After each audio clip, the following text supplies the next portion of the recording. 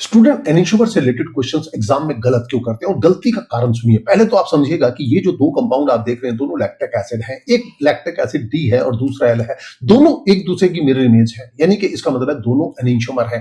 तो अब क्वेश्चन आता है कि एनिशोमर है या आइडेंटिकल है? ये एनिशोमर है। अब एनिशोमर को के अंदर यदि एक बात बड़ी इंपॉर्टेंट होती है कि ये दोनों मिरर इमेजेस होते हैं और नॉन सुपर इम्पॉसिबल है, यानी कि आप ये देखिएगा ये दोनों एक दूसरे की मिरर इमेज है और नॉन सुपर इम्पॉसिबल है, तो एनिशोमर है। ये आप एनिशोमर की बात कर रहे हैं, ठीक है।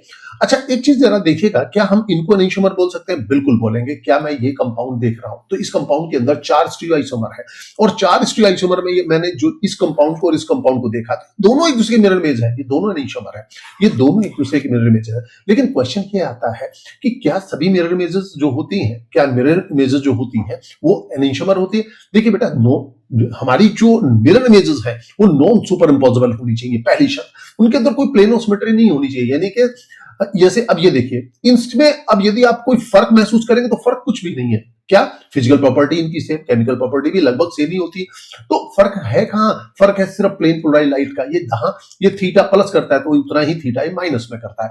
अच्छा, तो अब ये क्वेश्चन आता है कि क्या हम इनको फ्रैक्शनल क्रिस्टेशन से हम हटा सेपरेट कर सकते हैं? बिल्कुल नहीं कर सकते, क्योंकि इनके बॉइलिंग पॉइंट ही सेम होते हैं, तो कैसे सेपरेट कर दोगे?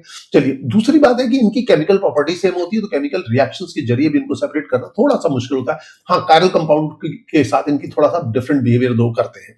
चलिए, अब जरा ये देखिएगा कि अब बच्चों ने कहा कि सर ये दो कंपाउंड हम देखिएगा कि दोनों कंपाउंड एक दूसरे की मिरर इमेजेस है, मान लिया कि मिरर इमेजेस है, लेकिन क्या ये एनिशोमर है? भैया ये सुपर इम्पॉसिबल मिरर इमेजेस है, यानी कि इसका मतलब क्या हुआ कि ये प्लेनो सिमेट्री के साथ है, तो ये कभी भी एनिशोमर कैटेगरी में नहीं हो सकते।